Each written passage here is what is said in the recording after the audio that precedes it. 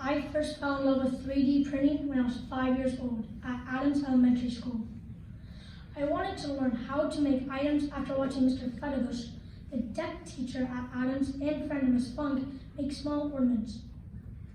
Mr. Fedovich showed me how to create my own unique items.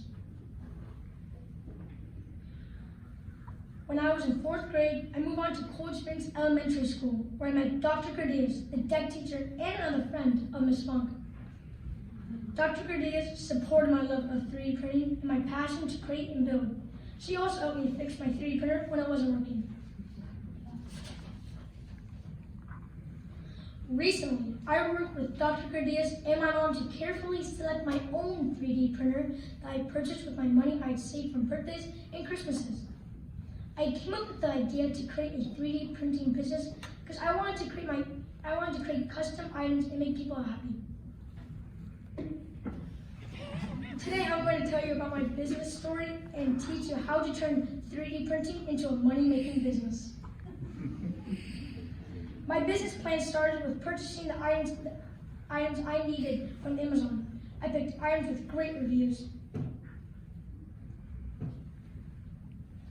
My major expense was, of course, the 3D printer, which cost $369. The plastic filaments for this printer cost $22.42 a roll and come in a wide variety of colors. One roll of filament can make around 40 cookie cutters.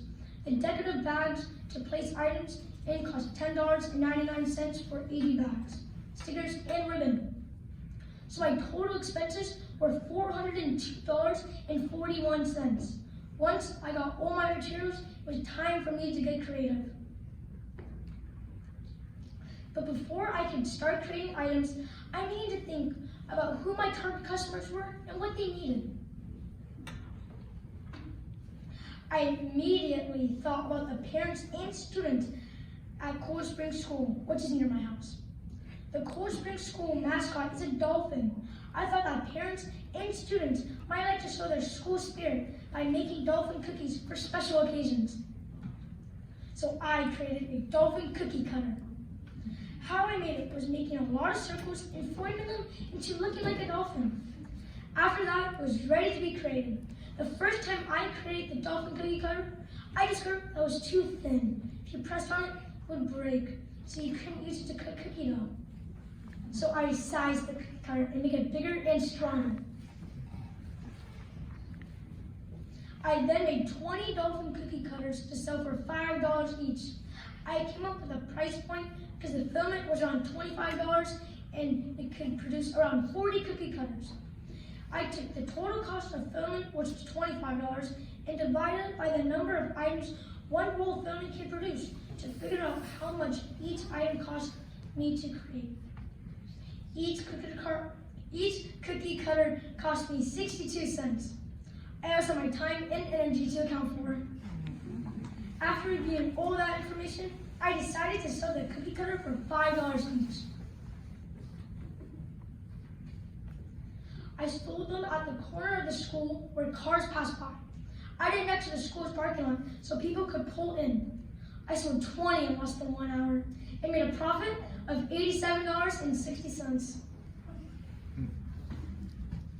I also made some happy customers. It was so rewarding to hear and see one of the parents use the cookie cutter I carefully made to create Valentine cookies for her daughter's classmates. Speaking of Valentine's Day, my next target sale was aimed at the last-minute Valentine's Day shopper. I made heart-shaped cookie cutters, keychains, and necklaces. It took me 1 week to create all the items. To save time, I figured out how to print 6 items at a time versus 1 item at a time. This made the manufacturing process much more efficient. I created 37 items to sell. Because of the larger volume items, I decided to sell them for $4 each. I wanted to make sure I didn't have any left over since they were seasonal items. This time, I sold my items on the corner of Cold Springs and Sycamore Canyon the day before Valentine's Day. Lucky for me, I sold them all in less than 2 hours. The heart-shaped cookie cutters were a big hit. One lady came by and purchased them all. I used the same math as before to calculate my profit margins. I knew from before that each item cost around 62 cents to create. If I made 37 items and multiplied the number times the cost of each item, it was 62 cents to cost me. It cost me $22.94 to make them. Since I sold the 37 items at $4 each, I collected $148. If you take the money I collected, $148, and subtract the cost of the items, $22.94, you have a profit of $125.06. Most startup businesses take some time before you make a profit, and that is true for my business. According to my calculations, I still need at least one more sale to cover the cost of my 3D printer and start making a profit. To figure out this calculation, I subtracted the profits from both the Dolphin cookie cutter sales and the Valentine's sales from the cost of the 3D printer to come up with the remaining $156.34 before the majority of my sales are all profit. After the 3D printer is paid for my profits, my only expenses will be the filament and the bags, which cost barely anything. My next planned sale is going to be next month, just before St. Patrick's Day, since the Valentine items were a big hit. I would love to hear from you after the presentation what types of items you would love for me to make and sell. I hope I helped you better understand all the different components that go into creating a business. But most importantly, I hope I inspired you not to be afraid of following your passion. My passion will forever be creating cool items. I love knowing my creations will bring a smile to someone's face. Thank you. Are there any questions?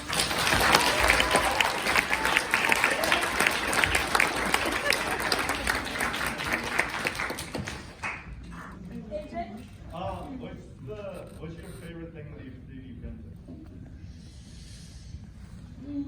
Maybe the keychains, the Valentine keychains I made. Yeah? No? Are you going to do seasonal sales, or you do like in between holidays? I might do in between holiday sales, yeah. Have you ever thought about setting up an online shop and shipping them around the world? I have. I'm trying to create a website right now. How much do you think they would cost for the works? Probably $5, maybe 4. Ethan? Do you think they'll turn your business into a full-scale operation? Oh, 100%.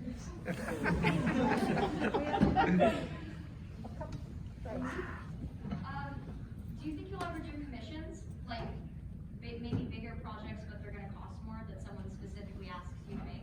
Yeah. Okay. Aggie, did you have a question? We have time for one more. Yeah.